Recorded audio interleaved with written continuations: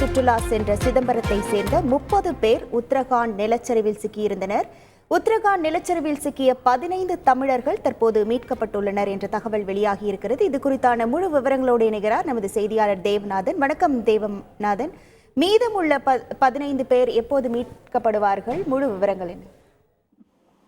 கடலூர் மாவட்டம் சிதம்பரம் மற்றும் சுற்றுவட்டார பகுதியில் இருந்து உத்தரகாண்ட் மாநிலத்திற்கு ஆன்மீக சுற்றுலா 30 பேர் வரை சென்றிருக்கிறார்கள். இவர்கள் தான் அந்த உத்தரகாண்ட் மாநிலத்தில் தங்களது சுற்றுலாவை முடித்துவிட்டு தங்களது ஊருக்கு திரும்பிக் கொண்டிருக்கும் போதுதான் ஆதி கைலாஷ் என்ற பகுதிக்கு அருகே ஒரு 18 கிலோமீட்டருக்கு முன்பாக இவர்கள் நிலச்சரிவில் சிக்கி அங்கிருந்து வெளியேற முடியாமல் தவித்து வந்தனர்.